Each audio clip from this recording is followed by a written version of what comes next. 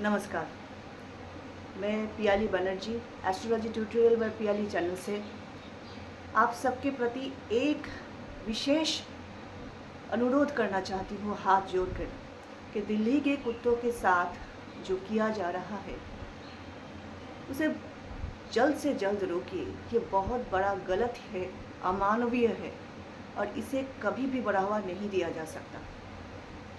आज का वीडियो मैं इसीलिए हिंदी में बना रही हूँ, बंगाली हूँ, वेस्ट बंगाल से हूँ, बंगाली में ही वीडियो बनाती हूँ, पर फिर भी आज हिंदी में इसलिए बोल रही हूँ ताकि ज़्यादातर लोगों को ये समझ में आए और वो इस विषय पे सोचे और अपना प्रतिक्रिया दे, पॉजिटिव प्रतिक्रिया दे। एस्ट्रोलॉजर के नाते मेरा ये फ़र्ज़ है लोगों को अच्छे रहने का और अपने जीवन में सारे पॉजिटिविटी को कलेक्ट करने का सही तरीका बताना, जीवन को सही तरीके से समाज को लेके चलने के सही रास्ता दिखाना।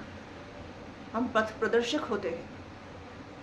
इसीलिए आज ये बहुत ही चिंताजनक बात है कि समाज में एक प्रजाति को पूरी तरीके से समाज से हटा के एक पाउंड में भेजा जा रहा है।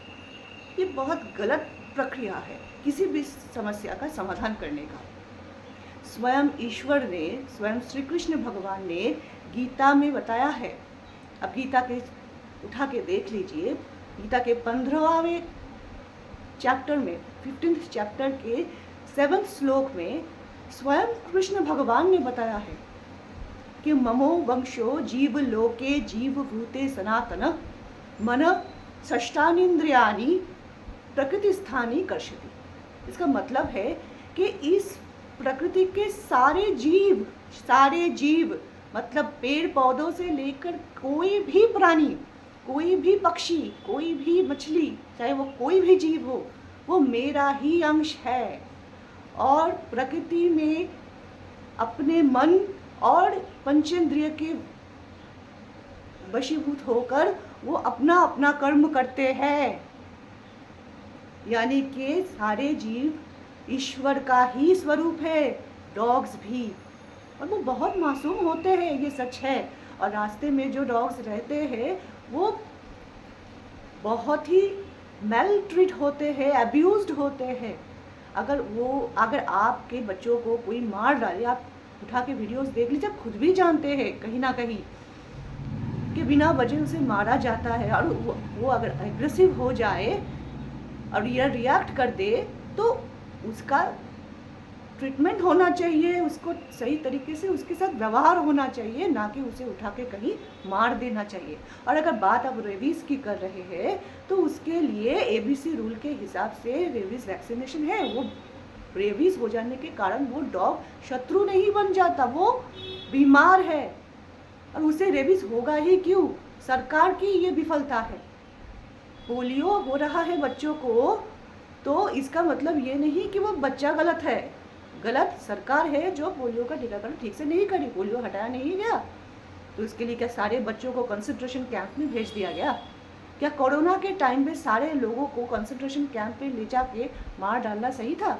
अब आप बोलेंगे कि मारा तो नहीं जा रहा, पर जिस तरीके से वो शेल्टर्स की हालत है, और शेल्टर्स है भी नहीं पर्याप्त,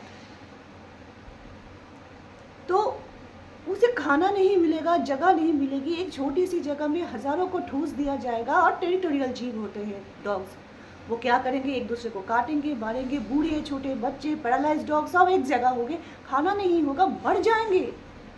ये इनह्यूमन है और इनह्यूमनिटी को बढ़ावा नहीं दिया जा सकता, क्योंकि कल वो समाज में ही बैकफायर होता है। अन्याय किसी का सगा नहीं होता। आज अगर आप सोच रहे, आप लोग तो सिनेमा देखते हैं, आप तो स्पाइडरमैन देखा होगा ना, कि एक दुकानदार ने उसके साथ बदसलूकी की थी, तो उसके दुकान पे जब चोरी हुई उस चोर को उसने मदद कर दी भगाने में, कि सोचा चलो अच्छा हुआ। नफरत से ये विचार किया था ना उसने, और बाद में क्या हुआ, वही चोर उसके खुद के अंकल को मार गया।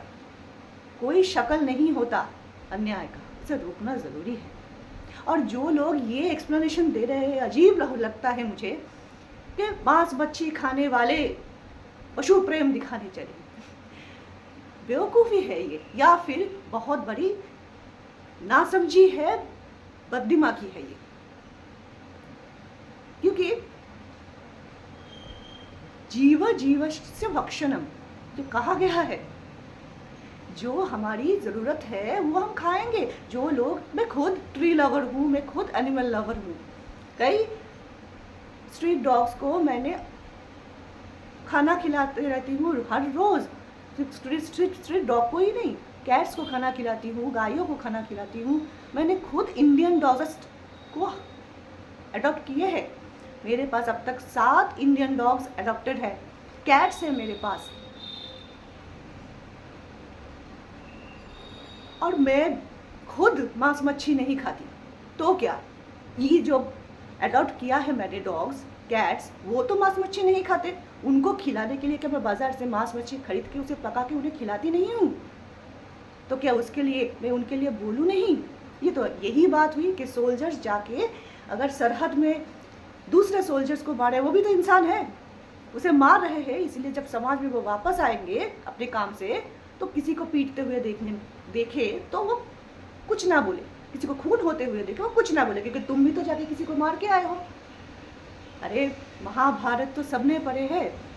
जब कौरवों और पांडवों के बीच युद्ध हुई थी, तो पांडवों ने कौरवों का विनाश किया था, पर उसके मृत्यु के बाद उन्हीं के मृतदेह को वो सम्मान पूर्वक सत्कार भी किए थे, उनके परिवारों को सम्मान दिए थे, उन्हीं के बच्चों को देखभाल किए थे। कर्ण को उन्होंने स्वयं मारा क्योंकि वो अन्याय के साथ थे, पर उनका सम्मान भी किए। मृत्यु के बाद उनका सत्कार भी सही से हुआ, और उन्हीं के बच्चा वृषकेतु को सम्मान भी दिया गया पांडवों के द्वारा। ये क्या बोल रहे हैं आप लोग? संवेदना कहते हैं इसे, समभावना कहते हैं इसे, संवेदनशीलता, मानवता कहते हैं इसे। जरूरत के हिसाब से खाना। अगर मैं ट्री लवर, मैं एनिमल लवर हूँ, तो मुझे तो ना पेड़ पौधे खाना चाहिए और ना ही मुझे एनिमल खाना चाहिए आपके हिसाब से। तो फिर क्या मैं हवा खा के रहूँ? क्या ये पॉसिबल है? अरे यही लिए तो हम उपवास रखते हैं किसी खास पर्व के दिन, ताकि भगवान की सृष्टि को कम से कम एक दिन हम बख्श सके, जितना हमसे हो सके हम उतना दया भावना दिखा सके। पर हर दिन ये संभव नहीं, इसलिए जितना हो सके हम बस उतना ही ले, दूसरे किसी को नुकसान ना पहुंचाए, जितना हो सके सबका ख्याल रखे, सबको साथ लेकर चले। इसी को सार्वत्रिक उन्नयन कहते हैं, इसी को मानवता कहते हैं। वरना स्वयं श्री कृष्ण भगवान ने ही कहा है कलियुग के बारे में कि कलियुग वो होगा जहाँ पे एक पशु में मानव से ज़्यादा बड़ा संवेदना होगा, बुद्धि होगी। यही चीज़ को सचमुच कर दीजिए इतना जल्दी, कहीं ऐसा ना हो कि पूरी मानवता का ही विध्वंस हो जाए स्वयं उसी ईश्वर के द्वारा। क्योंकि राक्षसों में भी जब ईश्वर ने उनका वध किया ना, तो सिर्फ उन्हीं का किया जो मानवता के, जो सारे सृष्टि के दूसरे प्रजाति के खिलाफ थे, उनके लिए खतरा थे। बाकी राक्षसों को आशीर्वाद भी दिए हैं और वरदान भी।